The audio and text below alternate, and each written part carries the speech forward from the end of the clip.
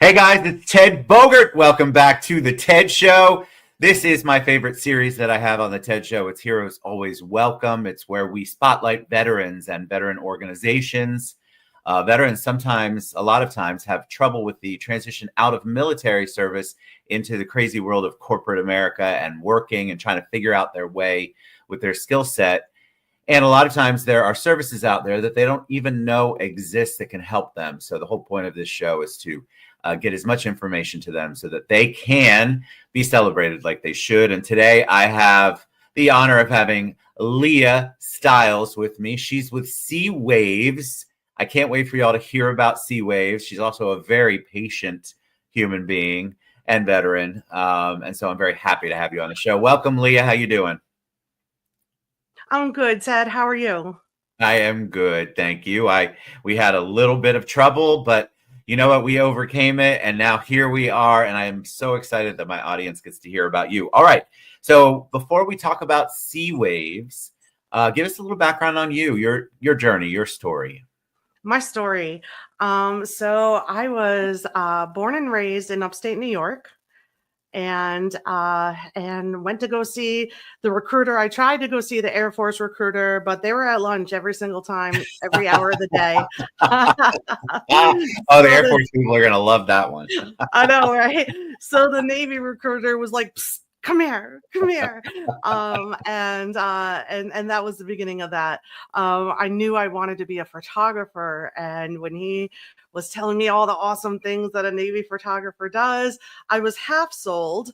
And then when he told me, he said the Navy is like a family, and that was a key word for me. I had grown up in foster care, and in the system, and at different childhood group homes and residential treatment facilities, and I was looking for family and I was looking for structure, and so that was the key word. He said family, and I said sign me up. I love it. Thank you for sharing that part too. I appreciate it. What was your journey like in the service? So I joined at a really interesting time. I had just finished boot camp. I was on my first day of photography A school training. That first day was 9/11. Oh my gosh. Wow. Wow. What was that like as a first day and just the most insane thing happening in our country? It was such a shift. It was a shift that obviously nobody saw coming, but from that perspective, so the Defense Information School is actually, which is where all the branches go for photography training, journalism, all things media and communications, and it's on Fort Meade, Maryland. And so being in the proximity, so close right there, and watching the base kind of like lock down and everything shift to like a really happy, positive feeling on the base with people, marching and yelling cadence to this like quiet, eerie, full battle rattle, gear shift just like Wow. that in a moment's notice. It gives me chills. It takes me right back. And of course, that was this week, 9/11. We celebrated 24 years, or celebrated, I don't even know if that's the right word. We acknowledged and thought about the 24 years ago. It's incredible to me. It's been that long, and everybody's got a memory who's alive from there. But I've never had anybody share this particular type of memory. So what was it like? Did it change the trajectory of what you thought you would do? Yes, definitely. It kind of, it shifted everything. And um, you know, I think that I think it changed the tone under which I served. I think that I was I joined still, young, but I joined for more selfish reasons, right? Like I joined, like we said, for a family for me and structure for me and education for me. And I had a son and, medical insurance for him. And, I joined for probably more selfish reasons. I really love and honor and respect the people that are like, I went and signed up, right after 9/11. I hadn't, Yeah. but I think that shifted immediately to that team mentality. Not only the team like through the Navy, the team through the Department of Defense as a whole. America as united, and like truly serving and defending our country. That shift happened due to that, I think. So I'm sure that changed you. It Was did. the experience in the service? How long did you serve? 20 years. You served 20 years. Yes, Okay, so you really hunkered down and it did become the family and your wow. So what So was funny this? story, that day I panicked, right? I panicked a little bit, and I kind of trauma bonded with this handsome fella that was there. And we've been together ever since that day. Wow. We ended up retiring on the same day. We Wow. he had been in a little bit longer than me. So he retired at 21 years. I retired at 20 years. And then right before we retired, we passed the torch to our son, who's active duty Navy Oh, now. well, wonderful. Well, thank all of you for your service. It's such a big deal. I'm not military. I really didn't have my grandfather served, but I just have a heart for you all because I feel like people don't understand the sacrifice, and no matter whether you're in wartime or combat time or wherever you're at, it's still a sacrifice. You're serving our country to protect us and to protect all the things that are right about our country. So I am very excited for him. That's awesome news. So what was it like to retire? Did you know what you wanted to do when you retired? Did you already have a plan in place? So I thought that I did. I thought that I was well prepared. I went to the classes. I clicked all the links that they give us, and watched the videos. I got in touch with a few of the different, organizations that support, transitioning to civilian life. And I thought retirement was going to be the answer to everything. I thought that I wanted another job right away, and I did. Like, I didn't even take 4 days off. I Wow. we moved the day I retired. We got here. 4 days later, I started a 9 to 5 job, and it did not feel right. I didn't like it. It wasn't it. I absolutely did struggle with my identity. I Sure. was called senior chief, right? Or by my last name, or, like I had that role. And also, I'm a mom. I'm a mom of many. So I was a I foster believe mom, that. and then ended up adopting two of my foster children on top of my own children. And at that point of me, retiring, I was also empty nesting. We're down to just one baby, and she's 18, and she's pretty much a roommate. She lives her own life. And so I was, empty nesting then too. My son was stationed overseas, and the identity piece was really difficult for me. I really struggled with understanding what my purpose was. And what was the catalyst? Was there a light switch moment where you realized what you wanted to do? Was it accidental? I've heard those stories too, where accidentally somebody said something to me and it made me go, huh, I should do that. What was your story that changed it? So it was actually sea waves, and how I got to sea waves. So as I said, I served for 20 years, and as a spouse, and then later as a mom, and I had an eating disorder for 30 years. So before Wow. I even joined the Navy, I had an eating disorder. I thought that I was better and ready to serve, but I wasn't. And then I'm walking in, and then it's wartime, and all those things that play a part in mental health and all of that. And throughout my service, I always wished there was a place like Sea Waves. I was really able to identify all the way through, the different gaps in care and knowledge and resources. And I kind of always hoped or thought that somebody else would do it. And after retirement, I was talking to my mentor, and I said, this something has to change, like something has to give. And I started doing research and found that 1/3 of females and 1/5 of males also had an eating disorder in the military. And I'm Wow. like, there's so many of us and there's just nothing in place. And I said, well, I think I want to do something, but I don't know what. And he kind of stopped me there and he was like, well, before you're ever able to like really make a difference or to find the level of healing in your life that you want, you're gonna have to stop being so secretive about this. Because up until that point, I was hiding it from a lot of people, most people. And I was even hospitalized. I had almost died a couple different times. And I Wow. allowed people to believe that I was still on deployment when I was actually back and in a hospital. But I was ashamed and I was embarrassed. And so he kind of called me out, which he's pretty good at doing that. And out of spite, and maybe in combination with a glass of wine or two, um, I I took to social media and I ripped the band-aid off and I told everybody at once, like my coworkers, Wow.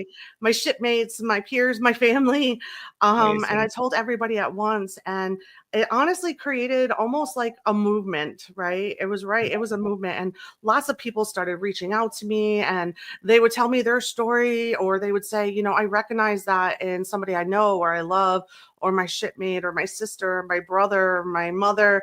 And, we were having these like powerful conversations, but they all kind of led to the same place was like, okay, so I finally acknowledged the problem. And so now what?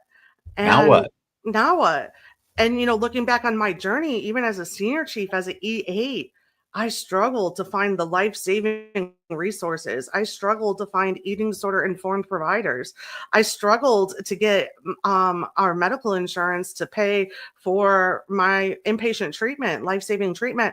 And I thought, if that's me with, and I've always had a really strong, robust network. If that's me with all the connections that I have and the rank that I have, then there's others that also are struggling to find this 100. help and support.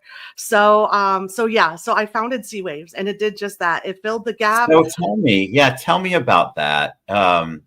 It's one thing to have a epiphany like you did and go out and finally get it off your chest and share it with the world. And so that is a burden to carry when you're carrying something like that. But it's another thing to go, all right, I'm so motivated and I know other people are hurting. I want to create something. So in the creation, where'd you come up with the name? I mean, I think I know. And but what was the process of coming up with the mission? So it's the same answer to both questions. So the name is an acronym. We love Sea Waves because we're Navy, but it actually stands for our mission. It actually stands for everything that we created to fill the gap. So it's support, education, awareness, wellness, advocacy, and validation for eating disorders and suicide prevention. Wow. I did not know Yes. that. I really thought waves, obviously, because of Navy. And it is, but okay, so tell me about who should have access to this? Is primarily geared toward veterans, correct? Or active military, or is it all of the above? All of the above: active duty, veterans, family members, even family members, spouses, and children are 3 times more likely to have an eating disorder than our civilian counterparts. We support anybody, whether they served before 9/11 or after. We support regardless of discharge status, honorable or dishonorable. We know so many people receive dishonorable discharge due to mental health issues, vice discipline issues. We service the entire military community worldwide.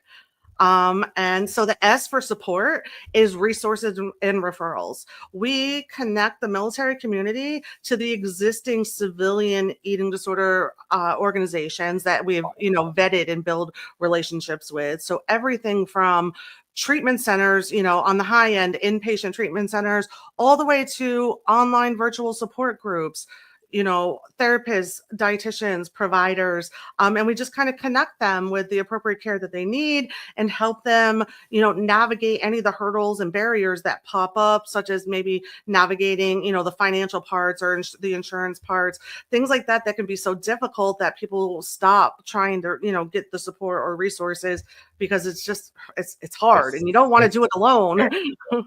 I think the I love that. I love that you do that. And one of the things that we talk about on the show all the time, the Veterans Show, Heroes Always Welcome, is that a lot of times the vets will give up because it is so difficult to find the resources. There's the VA, but the VA has it's not as expansive or helpful or as resourceful as you would want it to be. And so there's all of these ancillary organizations like yours that are so powerful and so helpful, but the vets don't know how to get to them, or if they do, they don't know how to maneuver through if it's an insurance issue or whatever it is. And so a lot of them give up then. Mhm. They just go back to whatever is helping them get through, and there's all sorts of stories about that. So what a beautiful thing that you help walk them through and get them to the whatever resources they need. Because when you're in that state, I don't have to tell you, I'm sure you've been there. When you're in that state of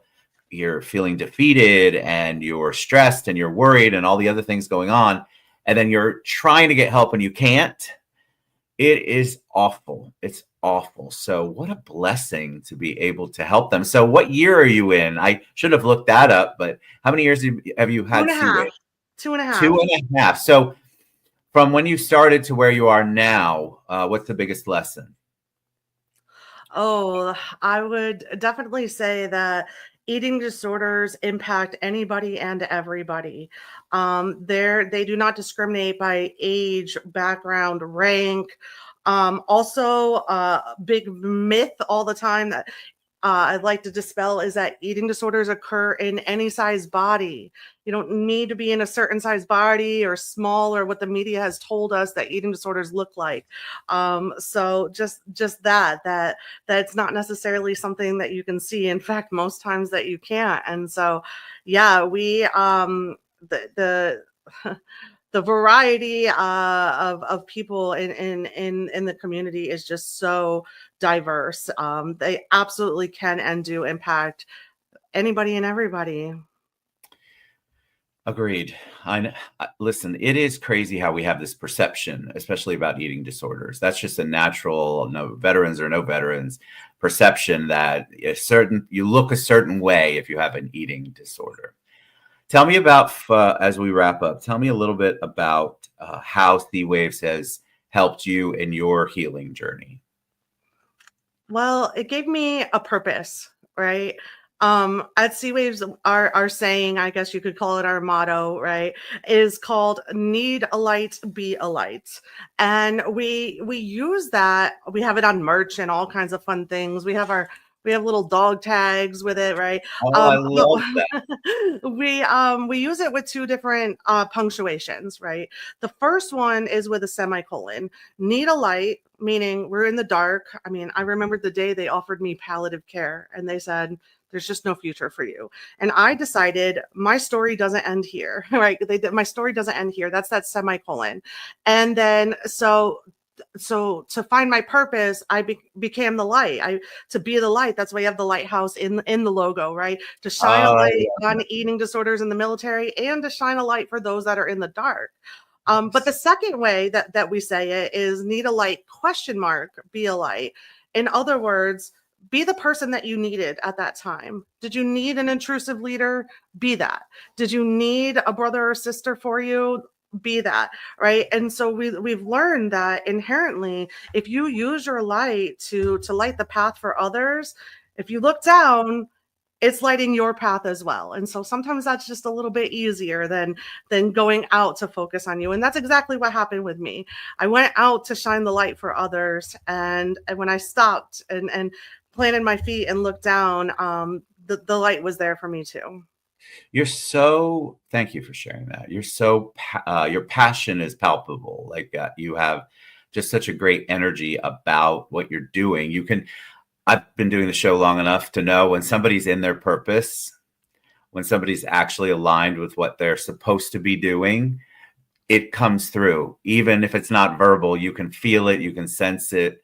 And so what a beautiful testimony. I appreciate you sharing that. And what I want our viewers to do is find you and learn more about you. And if they need their services, they need Sea Wave services, how to get to it. And if they want to volunteer or help or donate or whatever that might be, what's the best way for them to do all of that, Leah? So the link tree could make it really easy. It's seawaves.org, or you can visit us at sea-tac waves.org, or follow us on most of the socials with @seawaves Inc. Love it. What a blessing you are. Amazing journey and amazing story. And look how many lives you're impacting. I love that ripple effect. Leah, thank you so much for being on the show, and come back anytime if you have an event you want to promote, or you've got a fundraising thing coming up, or you have somebody who wants to share their story or their journey. Please let us know. You are amazing. And I thank you. And I got to give a shout out to Baron Mills. Favob has been introducing me to a lot of wonderful people, and that group in and of itself does wonderful work. And then to hear all of the amazing things that you all do, it's just such a blessing. All right, you guys, get out and support Leah Stiles and Sea Waves, sea-waves.org, or find it at seawaves.org on Linktree. Thank you, Leah. All right, guys, we'll see you soon. Be kind, reach out to a veteran, check on your friends.